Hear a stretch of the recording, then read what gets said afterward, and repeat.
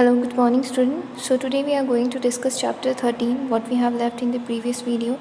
The rest of the chapter we are going to discuss in this video here. So let's start it with our next topic, which is judiciary. So see, judiciary basically यहाँ पे जो है हमें न्याय व्यवस्था से related जो चीज़ें हैं वो हमें पढ़नी है कि वो किस तरह से फंक्शन कर रही है. So let's start it here. As you can see, there is a tree diagram and I think it's easy to understand you. So let's start with the introduction here. The judiciary is an important organ of the government in our country. Instead of a different judiciary system for a different states or a unit as unified judiciary system has been adopted for whole the country, which is shown in the given chart. Important function of the judiciary is to safeguard the rights of the citizen and to safeguard the constitution. It prevents the government from becoming unrestrained or uncontrolled. अब देखिए जो judiciary है ये हमारी सारी government का अगर हम बात करें तो ये बहुत एक इम्पॉर्टेंट ऑर्गन है क्योंकि कहीं ना कहीं ये जो है ये हमें बहुत हेल्प करता है सही सारी चीज़ों को लेके सही तरह से चलने के लिए. एक सेफ गार्ड है क्योंकि कहीं ना कहीं ये प्रिवेंट करता है गवर्नमेंट को जो है एक अनकंट्रोल्ड वे में या फिर मनचाही सत्ता चलाने से रोकने में. Organization of the Supreme Court. At the apex level, there is a Supreme Court under the Indian judiciary system. The Supreme Court is the final Supreme Court of India. All the courts of the country are subordinate to it. अब देखिए यहाँ पे supreme court जो बताया गया है ये सबसे बड़ा होता है. इसके अलावा जो भी कोर्ट्स होते हैं वो क्या होते हैं, इसके सबऑर्डिनेट्स होते हैं. नंबर ऑफ जजेस. As per the article 124(1) of the constitution, the parliament by making a law can make a changes in the number of the judges. Presently there are 30 judges and the chief justice in the supreme court. अब देखिए as per article 124(1) जो है उसमें constitution के हिसाब से parliament का जो भी लॉ है उसे चेंज किया जा सकता है बाय नंबर ऑफ़ जजेस. और प्रेजेंटली अगर हम बात करें तो वहाँ पे 30 जजेस हैं और एक सुप्रीम कोर्ट के चीफ जस्टिस हैं. अपॉइंटमेंट ऑफ जजेस. अपॉइंटमेंट ऑफ जजेस of the supreme court are made by the president of India. The president consulted the chief justice of India before making such appointments. Qualification of the judges. A judge of the Supreme Court should have the following qualification. He should be a citizen of India, should have worked as a judge in a high court or 2 or more courts continuously for at least 5 years, or should have acted as an advocate in one or more than high courts of at least 10 years. In the opinion of the president should be discard justice. अब देखिए आगे क्या है, tenure of जजेस and procedure of impeachment. अब basically देखिए यहाँ पे जो बताया गया था कि अपॉइंटमेंट कैसे होता है जज का और उनकी क्वालिफ़िकेशन क्या क्या चाहिए होती है जज बनने के लिए. अब हम देखेंगे कि उनका जो काम का पीरियड होता है वो कब तक का होता है. जजेस of the supreme court can remain in their post till the attainment of 65 years of age, but they may if so wish to resign from their post before this period. If both the houses of the parliament in the same session request the president by passing a resolution by 2/3 majority of the members present and voting to remove a judge on the ground of proved misbehavior or the deficiency in the case of the president may order the judge and tender resignation from his or her post. अब देखिए यहाँ पे बताया गया है कि वो अपनी एज के 65 ईयर्स तक जो है वो काम कर सकते हैं. अगर दोनों हाउस जो है पार्लियामेंट के सेशन में रिक्वेस्ट करते हैं प्रेसिडेंट से कि जो रिजोल्यूशन है 2/3 मेजॉरिटी से वोट आता है कि इन जज को हटाना चाहिए, जो भी मिसबिहेवियर या डेफिशिएंसी की वजह से जो भी हो रहा है तो उन्हें हटाया भी जा सकता है.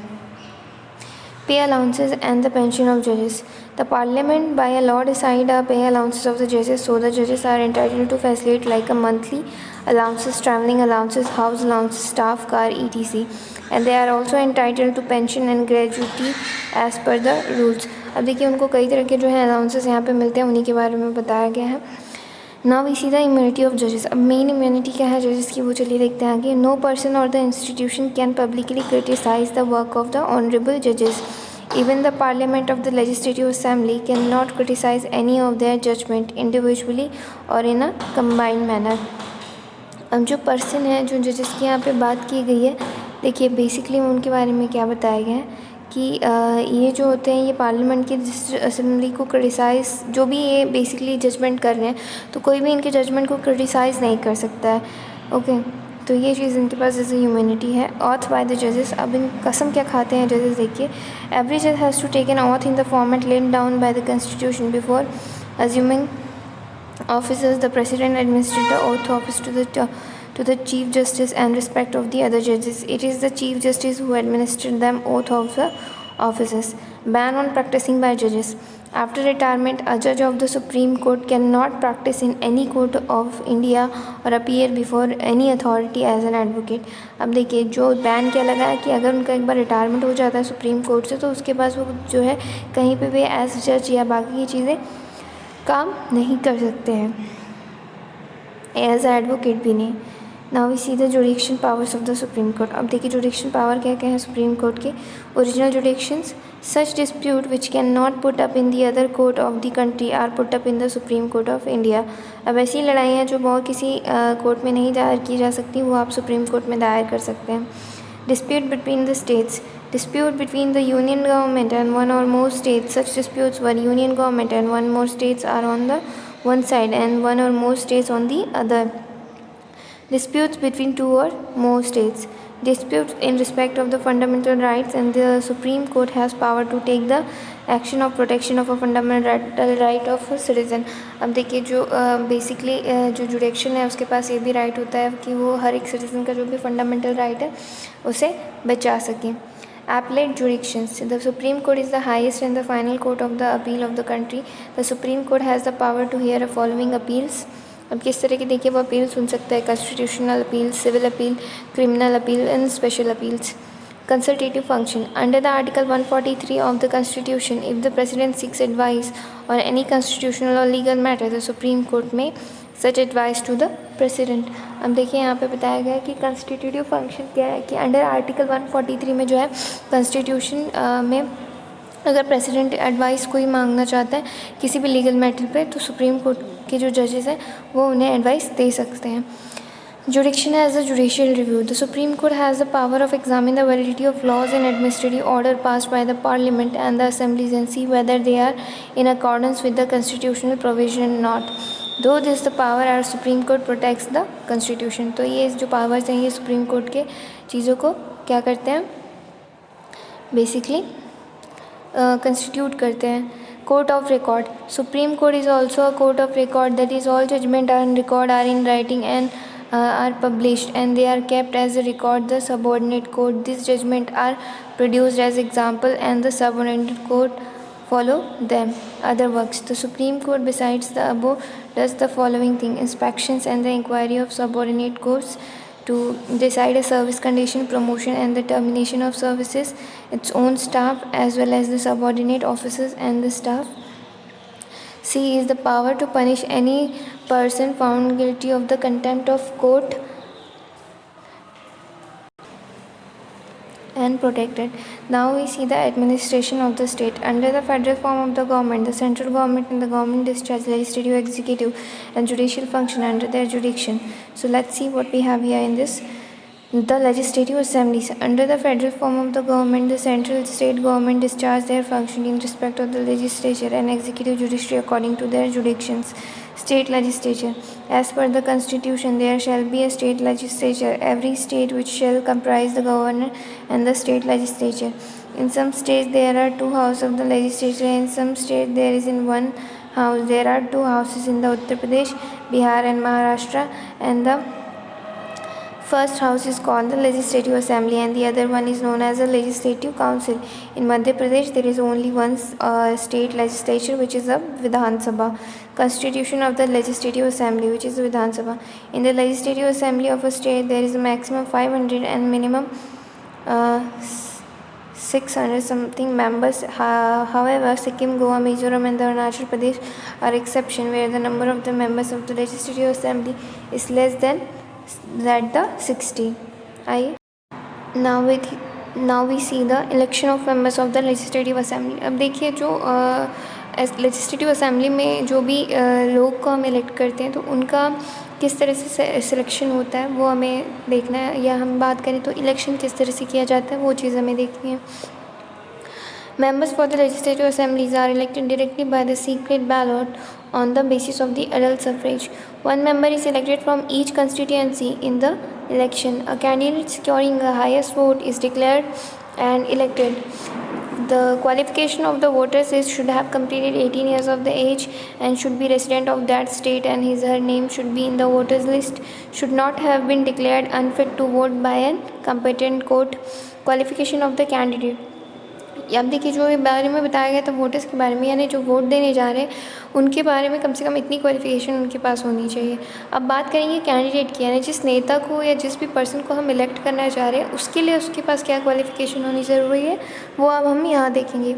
Should be a citizen of India, should have completed 25 years of age and should not be on any office of property in the union or state, यानी किसी तरह की कोई गवर्नमेंट जॉब नहीं होनी चाहिए उनकी। should not be in any should not be have been declared unfit or contest election, fulfills the condition laid down by the parliament or the legislative assembly।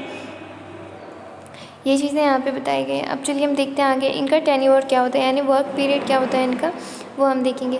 A member of the legislative assembly is elected for 5 years but the governor on advice of the chief minister can dissolve it before a completion of the term.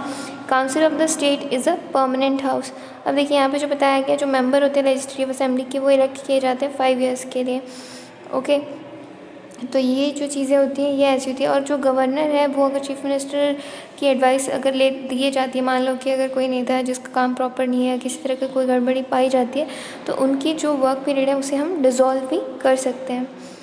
Right of the legislative assembly, the member of the legislative assembly elect one speaker and one deputy speaker from amongst its a member, and speaker and deputy speaker of the legislative assembly enjoy the same right as enjoyed by the speaker and the deputy speaker of the parliament।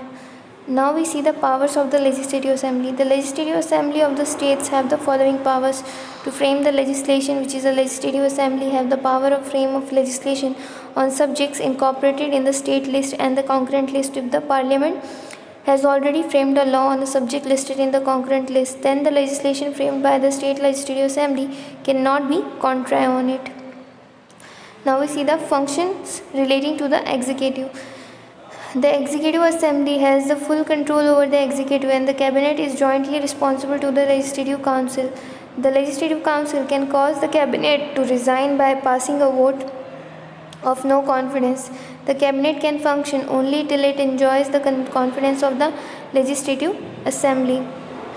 Financial function, the state legislative council has a financial function। The executive cannot impose any tax or nor can it spend a public money without the permission of the Vidhan Sabha। Other power is the elected member of the legislative assembly takes in the election of the president, and besides the approval of the legislative assembly, the state is essential for making the amendment in the certain provision of the constitution। और भी सारे जो कई powers होते हैं उसके बारे में इसमें बताया गया है।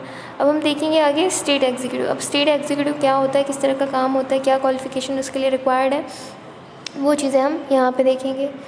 As per the constitution the executive power of the state vest in the governor in practice। The governor of the states are constitutional heads in practice, and the administration of the state is run by the council of ministers, whose head is the minister। The cabinet is jointly responsible to the Vidhan Sabha for all its action। The governor appointment of the governor is made by the president। Practice appointment of the governor made by the president as per the advice of the union council of ministers। In the absence of the governor, the chief justice of the high court is the state holds the post of the governor of the state। अगर मान लीजिए राज्यपाल जो है वो क्या है, absent होता है, तो उसके एब्सेंस में कौन है, चीफ जस्टिस जो रहेगा उस स्टेट के हाई कोर्ट का, वो वहाँ के लिए रिस्पॉन्सिबल रहता है, वो उस पोजीशन को होल्ड करता है। Qualification for the post of the governor. अब गवर्नर की पोस्ट के लिए क्या क्वालिफिकेशन की ज़रूरत होती है वो देखिए हम यहाँ पे। He she should be a citizen of India. He she should have completed 35 years of age, should not be any office of a profit of the union or the state, should not be a member of the parliament or the legislative assembly। Assumption of office by the governor। The oath of the office is administered to the governor by the chief justice of the high court। The term of office of the governor is for 5 years। The president can remove a governor before the expiry of the term and pay allowances and the special privilege to the governor। अब क्या क्या पे allowances हैं, क्या special उनको privilege मिलते हैं, चलिए देखेंगे आगे। Pay and allowances of the governor are decided by the parliament. The allowances of the governor cannot be reduced during his tenure. No suit can be filed against his deeds as a governor in any court of law. Governor is also the chancellor of the universities of the state. Powers and function of the governor. अब क्या क्या powers हैं और किस से function करता है वो हम देखेंगे. The governor is the constitutional head of the state and the position of the governor is the same as the state as of the parliament in the center. The power of the government are as under. The power in respect of the executive, the governor appoints the chief minister. He appoints the leader of the party which has won by a majority. He appoints the other minister of the advice of the chief minister and allocates them. The governor appoints the advocate general, chairman of the public commission service and the senior officers of the state. अब इनको जो है वो क्या करते हैं, appoint करते हैं. So now we see the chief minister. The chief minister is the head of the state council of minister. The chief minister is the actual head of executive power of the state. So जो CM होते हैं वो main executive power hold करते हैं state के. The leader of the majority party in the state legislative assembly is appointed as the chief minister by the government. Governor. Powers and functions of the chief minister. The executive power of the state vests in the chief minister. They are as under. Constitute the cabinet. The chief minister selects the ministers and hands over the list of such persons to the governor. They are appointed as ministers by the governor. It is only on the recommendation of the chief minister that portfolios are allocated to the minister. The chief minister may ask the minister to tender resignation if needed. The chief minister presides over a meeting of the cabinet. He can give distinctions to the many tiers with regard to the functions of their allocated department as per when the matter relates to the two ministers. The chief minister can give a direction, guidance to the concerned minister. Leader of the legislative assembly and the state. The chief minister, the leader of the legislative assembly, he announces that the policy of the government. The house, whenever needed, he gives an explanation on the statement made by the minister. He represents the states at the national and the other levels. He is the chief spokesperson of the state. Link between the council minister and the governor. The chief minister functions as a link between the governor and the council of minister. He keeps the governor informed of the decision of the council minister. अब देखिए basically यहाँ पे क्या हो रहा है, chief minister जो है वो एक बहुत ही मुख्य भूमिका जो हम कह सकते हैं, एक बहुत ही इंपॉर्टेंट रोल प्ले करते हैं स्टेट्स के लिए. स्टेट के लेने वाली कोई भी डिसीजन हो, स्टेट से रिलेटेड कोई भी बातें हो, वो सारी चीज़ें वो काफ़ी अच्छे से क्लियर करके सारे डिसीजन लेते हैं. इसके साथ सारे अच्छी बुरी चीज़ों की रिस्पॉन्सिबिलिटी उस स्टेट से रिलेटेड उस सीएम की होती है. So this is a very crucial position where you need to take a decision according to the people and for their benefits only. Council minister. Now in this paragraph we will see how the council minister helps the chief minister. Head of the council of minister is the chief minister. जो head होता है council minister का वो क्या होता है, chief minister ही होता है. The council minister comprises the chief minister and the other ministers. The ministers are the three category about which the mention has already been made previously. The special feature of the council of minister are collective responsibility. Member of the council of ministers are collectively responsible to the legislative council. All the ministers have to follow the decision of the council minister. A decision against any one minister in the house is considered to be the decision against the whole cabinet. To decide a policy of the government, it is the duty of the council of the government ministers to formulate a policy of the state, prepare schemes for the development of the state, and maintain a law and order in the state, and make an effort to fulfill the aspiration of the people of the state. Legislative power. In a parliamentary form of government, the council of ministers and the legislature are closely related. Therefore, in the legislative matter, the cabinet of ministers is all powerful, subjects on which the government wants to make laws, and cabinet prepare the draft of the concerned legislation and puts it up to the legislature and gets them passed. अब देखिए यहाँ पे जो भी parliament में जो भी decision लिया जा रहा है, जो भी लॉ या किसी भी चीज़ को पास करना है, तो सबसे पहले क्या है, गवर्नमेंट के पास उसे आपको उसके लिए ड्राफ्ट प्रिपेयर करना पड़ेगा और सारी सबसे चेक कराना होगा. अगर सारी चीज़ें करेक्ट है तो क्या होगी, वो आगे चल के पास की जाएगी. अब देखते हैं फाइनेंशियल पावर्स क्या है. The council of minister decides the financial policies and the implementation them to prepare annual budget and get it passed in the responsibility of the council minister. Thus, it is clear that the real power of the state is not with the governor, but with the council of ministers and its head, the chief minister. Judiciary, the High Court.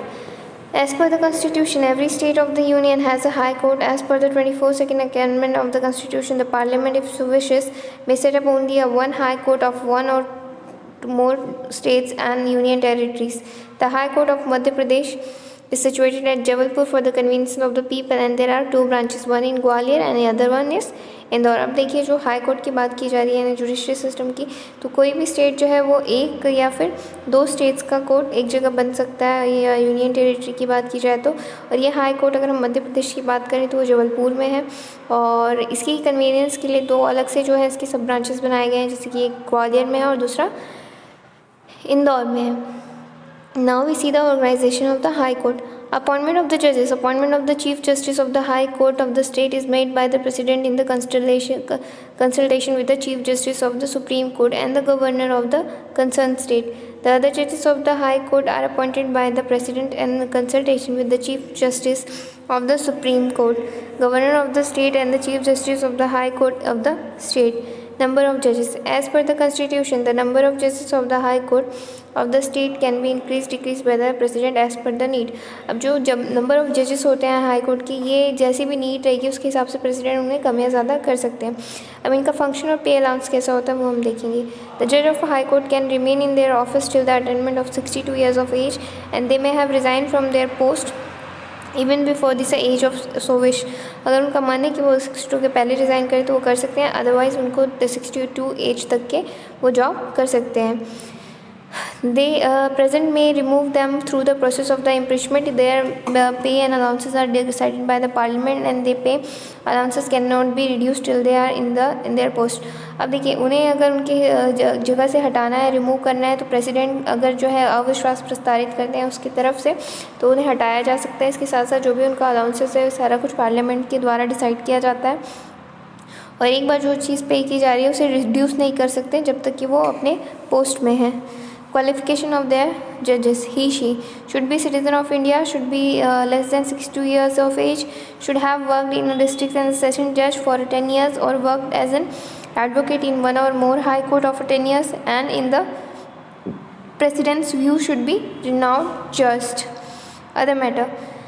The judge have to take an oath of the office before occupying their post. The president may, in the consultation with the Chief Justice of the Supreme Court, transfer the Chief Justice or judges of one high court to the another high court.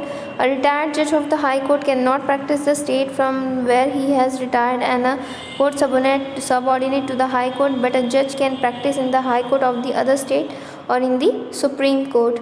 The works or post of the judges cannot be criticized. The decision of this court cannot be criticized in the parliament or the legislative assembly. The High Court has the power of punish a person found guilty on attempt of court. अब देखिए यहाँ पे जो है qualification बताई गई है कि एक जज को क्वालिफाई क्या क्या करना होता है, कितनी क्या एक्सपीरियंस की उन्हें ज़रूरत होती है. इसके साथ साथ उनके पास पावर क्या क्या होते हैं, किस तरह से वो किसी को भी पनिश कर सकते हैं. इसके साथ साथ जो उनके इम्यूनिटी पावर है वो क्या क्या है, जैसे जो डिसीजन उनके द्वारा दिया गया उसको आप कोई भी क्रिटिसाइज़ नहीं कर सकते हैं. अगर आप क्रिटिसाइज़ करते हुए पाए गए तो आपके अटैम्प्ट ऑफ कोर्ट के तहत जो है वो आपको गिल्टी माना जाएगा और उसके हिसाब से फिर आपको सज़ा भी दी जाएगी. Powers in the functions of the high court. अब जो है हम पावर्स ऑफ द फंक्शंस पढ़ेंगे. The high court have the following powers. The primary जुडिक्शन. Primary जुडिक्शन means such cases which can be presented only in the High Court and constitutional dispute. A dispute assigned out for a constitutional matter only be submitted in the High Court. The High Court give a permission to go to the Supreme Court in appearance against any decision given by it and any matter or the point relating to the constitutional interpretation. If it's lying in any of the subordinate courts, it can call for such a case and decided it. Disputes relating to the fundamental rights. The High Court have a right to dispute a necessary action, take a necessary action to protect a fundamental right of the citizen. Matters of the relating to infringement of fundamental right are presented in the High Court. Appellate jurisdictions. The High Court has the right to hear appeal against the decision given by its subordinate court. Such appeals are for two types: civil appeals, criminal appeals. अब इसमें भी जो appeal हैं वो दो तरह की होती हैं, एक सिविल हो सकती है, दूसरी क्रिमिनल हो सकती है. Such civil appeal against the decision of the district judges where the same number involved in the standard value can be filed in the High Court. Criminal appeals where the district and session court has given a punishment of 10 years or more, has given a capital punishment. The implementation of a death sentence can take place only when the High Court approves it. Administrative jurisdiction. The High Court exercises the control over a subordinate court. It can decide the mode of functioning of the subordinate court, also decide the policy of recruitment and the promotion and the service condition in respect of the judges of the subordinate courts. The High Court can call for any case being in the subordinate court. High Court conducts the inspections of the subordinate court. मतलब high court जो है ये inspection भी कर सकती है कि जो दूसरी कोर्ट्स हैं उनकी जो सबॉर्डिनेट कोर्ट है वहाँ पे काम और जो भी रिकॉर्ड्स है वो सही से इस तरह से चल रहा है या नहीं चल रहा है, इन सारी चीज़ों का वो ध्यान दे सकते हैं. Right of judicial view. The High Court have a right to inquire any central or state law of administrative order to see whether, as per the constitutional provision, if the court feels that the concerned law order it against the constitution, then it may declare it as a null and void. From the above, it is clear that the High Court, to maintain the independence of imperial character of the High Court, and the judiciary is independent and has been kept away from the influence of the executive and the legislature. Local administration. The democracy of our country is based on the concept of the people should be able to participate in the government functioning at every level. The democracy achieving permanent by people's participation. India is a country of a village and development. अब देखिए यहाँ पे जो बताया गया है, basically यहाँ पे ये बताया गया है कि जो लोकल एडमिनिस्ट्रेशन है वो किस तरह से काम करता है. जैसे कि आप जानते होंगे जो पंचायत होती है, ग्राम पंचायत होती है, इसके साथ साथ जो जनपद होती है, ये किस तरह से लोकल अथॉरिटी काम करती है. मतलब अगर आपके गांव में किसी तरह की प्रॉब्लम है रिलेटेड टू इकोनॉमी या किसी और चीज़ के लिए, तो उसके लिए कौन रिस्पॉन्सिबल होता है? जनपद होता है. वो नई नई स्कीम्स को कैसे लागू कर रहे हैं, लोगों तक कैसे पहुँचाना है, ये सारी जॉब रिस्पॉन्सिबिलिटी किनकी है? ये उनकी है. इसके साथ साथ ये काम प्रॉपर्ली हो रहा है या नहीं हो रहा है, ये काम लोगों का भी है कि वो अपने नेता को जहाँ तक जाके बताएं. अगर वो चीज़ नहीं हो रही है तो उन पे प्रेशर आए वो ताकि वो काम जो है एक रूटीन में प्रॉपर्ली हो सके. अब हम देखेंगे the Panchayati Raj system for the rural India. Gram Panchayat have been formed for the village of the state of maintaining the cleanliness, providing a health services, lighting and drinking water and the other similar facilities. If the size of the village is small, then one Gram Panchayat is formed for a 2 or more villages. अब देखिए यहाँ पे बताया गया है कि जो जैसे कि देखिए पंचायत राज है कैसा, पहले डिस्ट्रिक्ट पंचायत होती है, जनपद पंचायत होती है, फिर विलेज पंचायत होती है.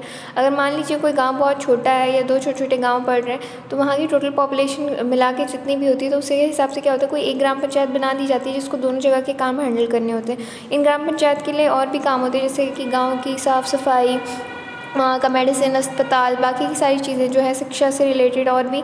तो ये सारी चीज़ें वहाँ पे प्रॉपर्ली है या नहीं, अगर है तो ठीक है, नहीं है तो उनको कैसे मेंटेन करना है, मेंटेन करने के साथ साथ कई सारी नई नई चीज़ें कैसे लेके आनी है, ये सारा काम जो है ये उनके अंडर आता है. अब system of the Panchayat Raj in Madhya Pradesh is as under of Gram Sabha and Gram Sabha Panchayat for villages, a Janpad Panchayat for every development block, a Jilla Panchayat which is a district Panchayat for every district. Thus there are 3 tiers of the Panchayat. देखिए ग्राम सभा. अब चलिए हम देखते हैं ग्राम सभा में. अब ग्राम सभा बेसिकली होती क्या है, देखिए आपने गांव में देखा होगा जो पंचमुख होते हैं, यानी जो भी 5 पंचायत के मेन पर्सन होते हैं वो क्या होते हैं, एक झाड़ के नीचे बैठे होते हैं और गाँव के कई सारे लोग वहाँ पे आते हैं, अपनी प्रॉब्लम्स डिस्कस करते हैं, या फिर पंचायत को जो है कुछ नया लाना होता है अपने गांव में या कोई नई चीज़ें उनको शुरू करनी होती है, तो बेसिकली वहाँ पे बैठ के जो है वो वहाँ पे डिस्कस की जाती है, तो उसे हम कहते हैं ग्राम सभा.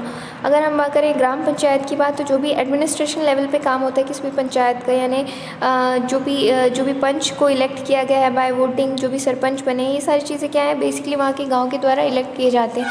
तो इस टाइम टू टाइम सारी चीज़ें उनको इन्फॉर्म करना. मान के चलिए एज वहाँ के लोकल सिटीज़न आपको किसी तरह की प्रॉब्लम है या किसी चीज़ की डिमांड है आपकी कि यहाँ पे ये होना चाहिए या वो होना चाहिए, तो उसके लिए जो है आपको ग्राम पंचायत में क्या है कहीं ना कहीं जाके बताना होगा, वहाँ पे मीटिंग करनी होगी और ये सारी चीज़ें उनसे डिस्कस करनी होगी. और फिर उनकी रिस्पॉन्सिबिलिटी है कि एडमिनिस्ट्रेशन लेवल पे जाके उस सारी चीज़ को कैसे अप्लाई की जा सके या कैसे लोगों तक पहुँचाया जा सके. तो सरपंच जो है इनकी मीटिंग जो है पंचायत में होती है और इनका जो टेन्योर होता है काम करने का पंचायत का, ये कितना 5 साल का होता है. Now we see the functions of the Gram Panchayat. अब ग्राम पंचायत के फंक्शंस क्या होते हैं, कैसे होते हैं, वो सारी चीज़ें हम यहाँ पे देखेंगे, जैसे किस तरह से वो काम करते हैं, क्या क्या सारी चीज़ें वो फॉलो करते हैं अपने काम को लेके, वो सारी चीज़ों के बारे में यहाँ पे बताया गया. जैसे जनपद पंचायत है, every district is divided into the development block, और जो डेवलपमेंट ब्लॉक होता है बेसिकली जनपद पंचायत का होता है, जहाँ पे कम से कम 10 से 25 वार्ड्स होते हैं इन ब्लॉक में, और हर एक कैंडिडेट जो होता है एक ब्लॉक के लिए इलेक्ट किया जाता है. इसके साथ साथ इसमें सीट भी रिजर्व होती है according to schedule caste, schedule tribe और जो भी भी बैकवर्ड क्लास की वुमेंस होती हैं, ये सारी चीज़ों के साथ। तो बेसिकली यहाँ पे काम क्या होता है, इनका जो भी चीज़ों की ज़रूरत है या नहीं है, ये सारी चीज़ें इन्फॉर्म करना और सारे काम को करवाना। There is a president and vice president of the Janpad Panchayat. The member of the Janpad Panchayat elect the president and vice president from amongst them. अब देखिए जो जनपद पंचायत होती है यही इलेक्ट करती है अपने प्रेसिडेंट और वाइस प्रेसिडेंट को उन्हीं में से, और इसके साथ साथ जो रिजर्वेशन है वो भी अवेलेबल होता है किसके लिए, शेड्यूल कास्ट के लिए और शेड्यूल ट्राइब्स के लिए according to the post of the Janpad panchayat. अब फंक्शन क्या है जनपद पंचायत का, एवरी जनपद पंचायत ऑर्गेनाइज द प्रोग्राम। ये जो हर ब्लॉक सेक्टर्स होते हैं वहाँ पे इंटीग्रेटेड जो रूरल डेवलपमेंट के प्रोग्राम है, एग्रीकल्चर है, सोशल फॉरेस्ट्री है, एनिमल हस्बेंड्री है, एडल्ट एजुकेशन है, कॉटेज इंडस्ट्री है, तो ये सारी से रिलेटेड जो है प्रोग्राम को हमेशा लाया जाता है ताकि लोगों तक क्या है ज़्यादा से ज़्यादा इन्फॉर्मेशन पहुँच सके, लोग ज़्यादा से ज़्यादा उस इन्फॉर्मेशन के बारे में जान सकें। अब देखिए डिस्ट्रिक्ट जिला पंचायत। अब जो डिस्ट्रिक्ट जिला पंचायत है इसे आप डिटेल में देखिएगा। The apex unit of local government at the district level and the distribution panchayat is local body in the district level which implements the supervises of the development schemes in the district. The state government constitute a one ward or a population of the nearly 50,000. One member is elected from each ward and the number of district panchayat can minimum 10 and maximum 35 seats are reserved for the scheduled caste and scheduled tribe in a proportion to their population. अब देखिए जो भी है इनका जिस तरह से भी इलेक्शन होता है इसमें कितनी सारी सीट उनको मिलनी है नहीं मिलनी है, कितने टाइम का उनका काम है, ये सारी चीज़ें जो है बेसिकली इन सारी चीज़ों का ध्यान दिया जाता है। इसके साथ साथ उन्हें मेंबर भी जो है इलेक्ट किए जाते हैं कोऑपरेटिव बैंक द्वारा, और यहाँ पे वही सारी चीज़ों के बारे में बताया गया है कि क्या क्या चीज़ें हैं, क्या क्या उनके रिप्रेजेंटेटिव होते हैं, जो भी मेंबर्स होते हैं वो जिला पंचायत में इलेक्ट होते हैं। चेयरमैन जो होता है वो डिस्ट्रिक्ट सेंट्रल लेवल का कोऑपरेटिव लैंड डेवलपमेंट बैंक का होता है। मेंबर जो पार्लियामेंट के हैं वो डिस्ट्रिक्ट को रिप्रेजेंट करते हैं। ये सारी चीज़ें यहाँ पे उसके बारे में बताई गई है। Now we see the functions of Zila panchayat. अब क्या क्या फंक्शंस हैं उसके चलिए हम देखते हैं यहाँ पे। To ensure the coordination among them, to exercise the control over the जनपद panchayat and village panchayat and ensure the coordinating। अब इनका बेसिकली काम क्या है, जो पंचायत है जो जनपद पंचायत है उनके बीच में जो काम हो रहे हैं इन पर उनको ध्यान देना है कि सही से हो रहे हैं नहीं, और नहीं हो रही तो उनके साथ कोऑर्डिनेट करके उस काम को सही टाइम पे ख़त्म करना है। इसके साथ साथ कोऑर्डिनेट करना है जो भी जनपद पंचायत की स्कीम आई गई है वो स्कीम का फ़ायदा सबको उठा पा रहे हैं या नहीं, या सबको उतना फ़ायदा मिल पा रहा है या नहीं। और इसके साथ साथ जो फॉरवर्ड करना है स्टेट गवर्नमेंट को जो भी उनकी डिमांड्स है, स्पेशल पर्पज़ के लिए जो भी चीज़ें आ रही है वो उनको वहाँ तक पहुँचानी है। इसके साथ साथ इम्प्लीमेंट करना है कई सारी स्कीम्स के बारे में which fall in the area of 2 or more Janpad panchayat. To advise the state government in the matter of the development related to the activity social forestry family and the child welfare and games and sports. अब इसके साथ साथ जो है other work जो है उसकी state government का वो भी उससे ही रिलेट करता है। अब चलिए देखते हैं आगे क्या है अर्बन एडमिनिस्ट्रेशन। अब अर्बन एडमिनिस्ट्रेशन जो है वो किस तरह से चलता है वो यहाँ पे बताया गया है। जैसे देखिए जो भी अगर हम शहर की बात करें तो वहाँ पे कई तरह की अथॉरिटीज़ होती है जो काम करती हैं। अब जैसे वहाँ पे अगर types of local urban bodies की बात करें तो वहाँ पे अर्बन पंचायत होते हैं, जो नगर पंचायत है, म्यूनसिपालिटी होती है, म्यूनसिपल कॉर्पोरेशन होती है। तो ये सारी चीज़ें क्या है हर चीज़ का ध्यान देती है। रोड पे रिलेटेड कचड़े या फिर वहाँ के रह रहे लोगों की हेल्थ टाइम टू टाइम जो है कई सारे मॉस्किटो रिपेलेंट्स जो भी होते हैं कीटनाशक होते हैं इनका छिड़काव करना, सारी चीज़ों का ध्यान उनको देना होता है। इनके अंदर कई सारे लोग होते हैं जो काम कर रहे होते हैं, तो यहाँ पे जो है ये अलग हिसाब से यहाँ पे काम चलता है। तो आई होप ये चैप्टर आपको समझ में आ गया होगा। In case if you have any doubt regarding this chapter you can ask me any time. You before asking any question you just read it out once and then you must got the point. And I hope you have understood everything. Still, if you have any query regarding this chapter, you can ask me anytime. Thank you for the day.